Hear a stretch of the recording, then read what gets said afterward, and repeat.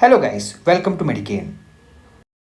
Hey guys, just a small reminder, 98% of the viewers have not subscribed to the channel, so please do subscribe, hit the bell icon to receive notification at the earliest. So now let us talk about the mesoderm. Okay.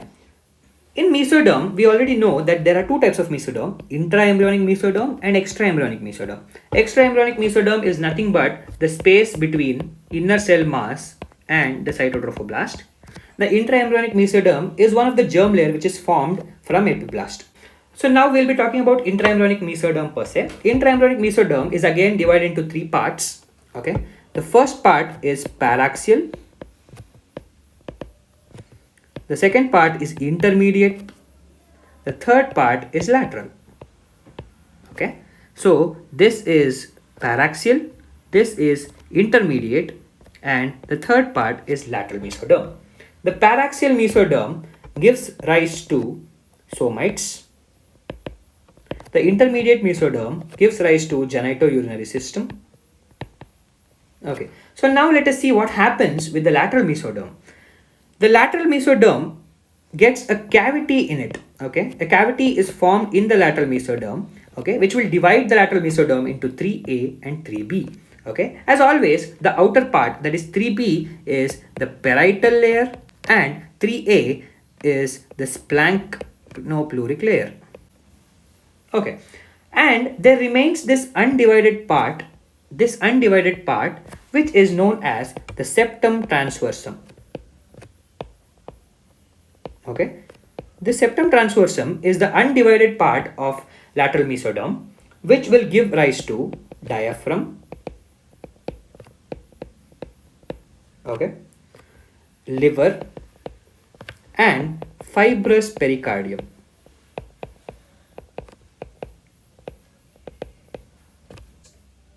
Paraxial mesoderm will give rise to somites. Intermediate mesoderm will give rise to genitourinary system. So the lateral mesoderm will give rise to body cavities like pleural, pericardial, and peritoneal. In the lateral mesoderm, there are two parts now, splanchnopluric layer and the parietal layer. Parietal layer is also known as the somatic layer, parietal layer of the body cavities and appendicular skeleton. Whereas the splanchnopluric layer of the lateral mesoderm will give rise to cardiac and smooth muscles and also the visceral layer of body cavities. Now let us look at the derivative of paraxial mesoderm, that is somite.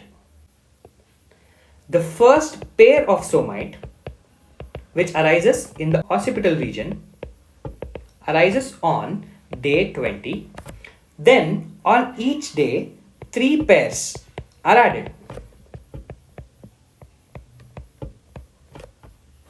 So on day 21 there is 4 pairs.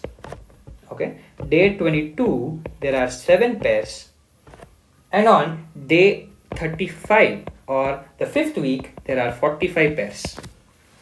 The order of formation of somites is like this. The first one is in the occipital region, okay, then it is in the cervical region, then the thoracic region, then the lumbar region, sacral region, and the coccygeal region.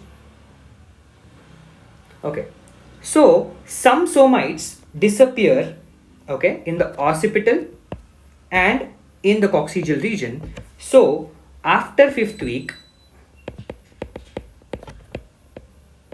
there are only 37 pairs and it remains constant.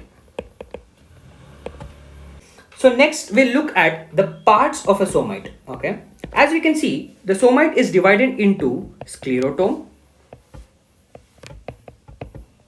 and dermatomyotome. Okay, the sclerotome is further divided into dorsal, ventral, and lateral sclerotome. Okay, dermatomyotome is divided into dermatome, and myotome. Dermatome will give rise to dermis of the skin, and myotome will give rise to muscles, that is skeletal muscles.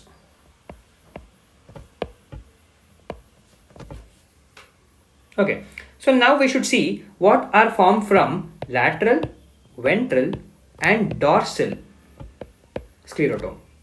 The lateral sclerotome gives rise to the vertebral arch.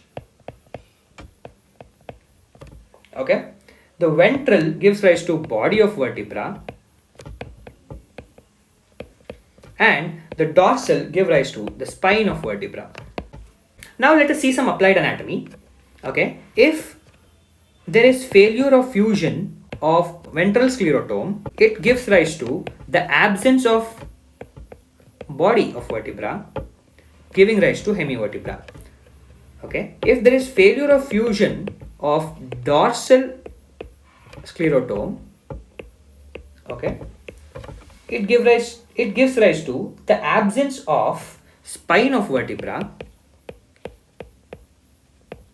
okay, which will give rise to spina bifida. I hope you have understood this much. Thank you.